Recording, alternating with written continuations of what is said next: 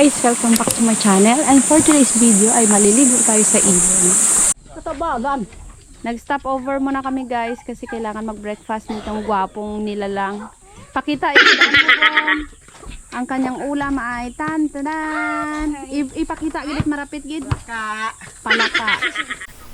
Ayan na nga mga mare, kaya kailangan may baon ka talagang lakas kasi nga itong batang to, hindi pa kami nangangalahati, gusto na kagad magpakarga. O siyempre wala naman tayong choice doon dahil nanay tayo. At ito yung view natin guys, pag nasa taas ka dumaan, so nandun kami sa ibaba. Ang tawag nito dito sa lugar namin, lublob, parang tunnel siya. So wala ka namang pagpipilian na maganda kasi kung dito ka sa baba, malikabukong doon naman sa taas, mahuhulog ka naman sa pangin.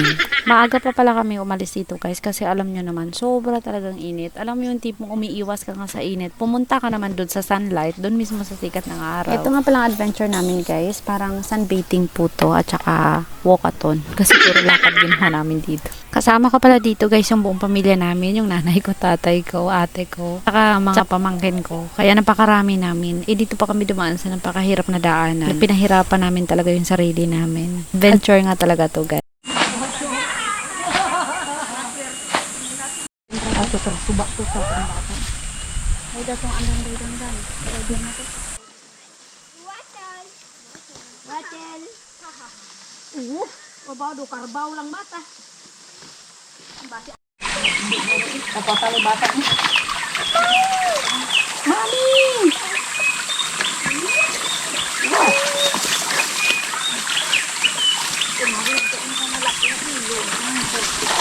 Abaw tayo, hindi kita akit agi. Oh. Dapat ka naman ito nag-agi ko sa isa ni. Dawata na yung dala ko. Dapat sa data naglutong sa isang Dihan mo.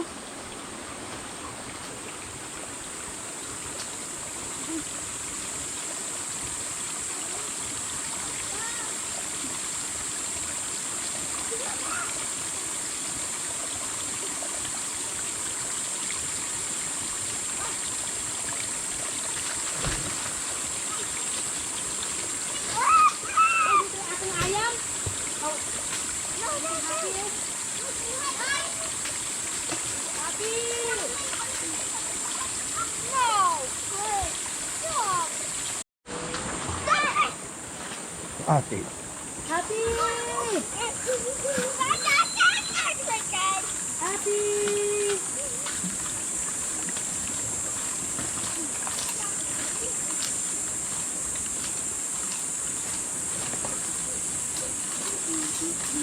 Mineral cleaning.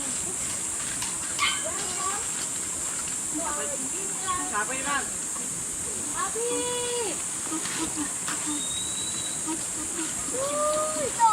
Ay, putik. Hi guys, andito na tayo sa ating destination. Ang hirap ng daan doon. Dapat dito walang dalang bata. Buto, bilis! Hanggot! Ano talaga? Ay, ho! Ano yan? Abaw! Yak! Yeah, bata marigos. Wait, alimatok de. Bata marigos di. Ang taba. Sino tato dia? Pao han nugo bla. Nugo bla lain na. Kita tayo, dirty dyan, Chu. Urban sino marigos ko do ha. Sabi alimatok? Babo dami da. Yan, kuya ha? May alimatok. O, kuya tato niya. Nagsisip-sip yan ng dugo guys. Nugo karbawo. Ay, din tamay chichi na rigos no way tara kong kalimatok. Babo Malabo. kan kami rigos kan. Sa may libo. Ah, te, sige. Let's go. Madumi yung tubig dito. Sabi ka masira ang mata ngayon. Change location kami guys kasi meron ditong ano. Alimatok. Sakay daw siya sa likod ni Uncle Chu. Ay na! Papi Chu.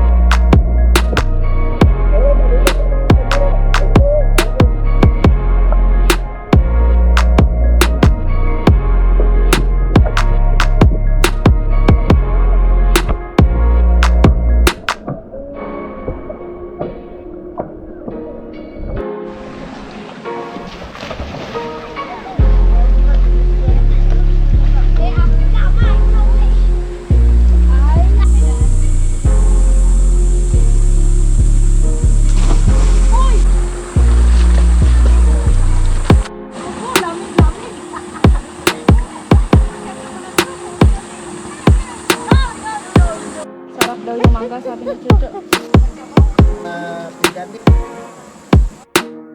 Salamat sa inyong pagkaon. Dari dito sa aming lubang. Amen!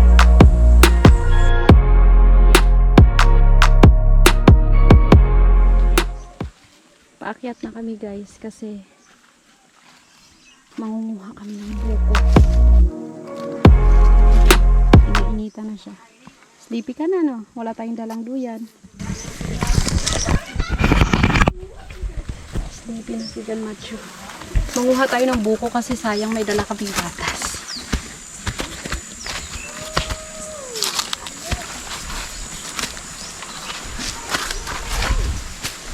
Ayan, doon tayo kukuha ng buko guys.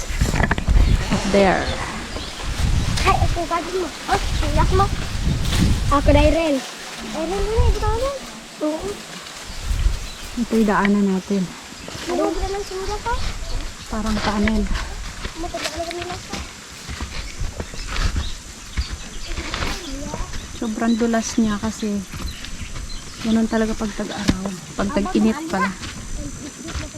Nagiging ano yung lupa. Nagiging pudpud. So madulas siya apakan. So okay lang kasi wala ka nang babagsakan, lupa lang din.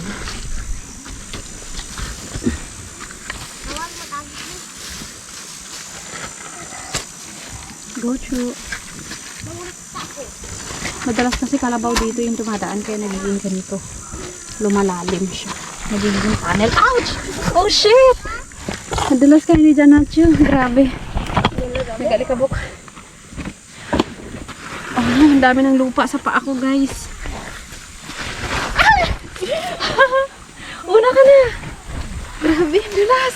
Ay, mababalik ako. Mababalik ako. Grabe, ang dulas. Ang dulas niya. Huwag ka na magpadulas, Chu, kasi nahihirapan ako. Puno ng lupa, chinilas ko. Ay, nakalikabok na ng todo.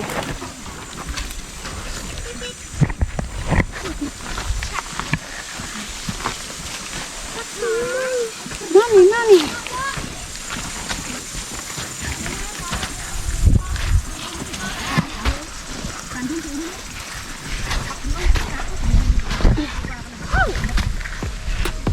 Una, huwag mo kasing laruin.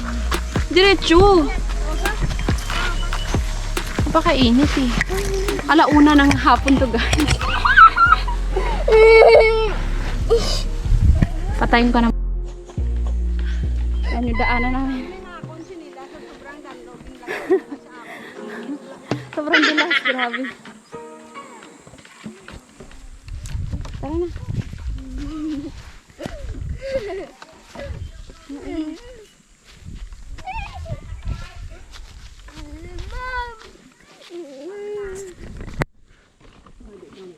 Baka nagtataka kayo guys, bakit sumaba kami sa napakataas na araw at napakainit.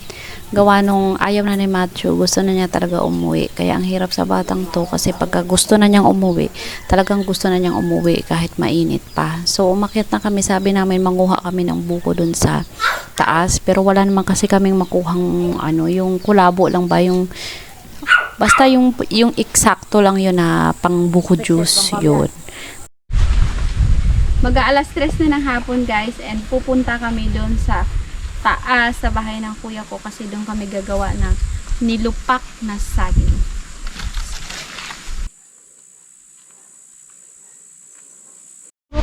Andito na tayo guys sa taas. Sobrang hangin. Gusto ko na matulog. Ayan, nag-start na kami mag-prepare para sa aming nilupak na saging. So, inayos muna namin tong saging na sabay, yung aming paggagamitin.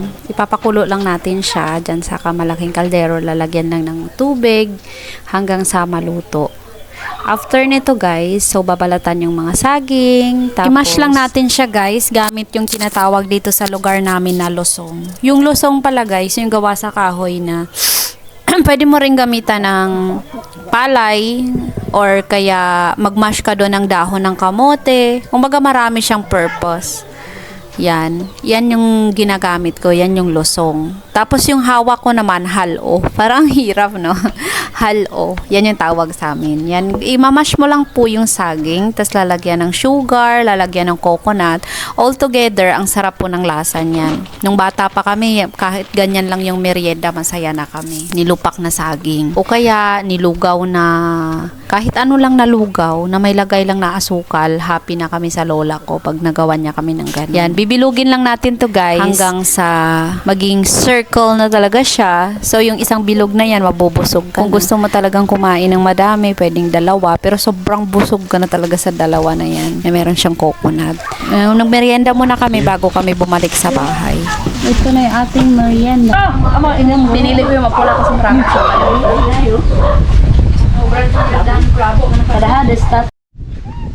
Ayan, dito na magtatapos yung ating video at thank you sa mga tinapos panoorin yung video. Sana subaybayan nyo pa yung aking mga video sa future. Thank you so much. Thank you for watching. Bye!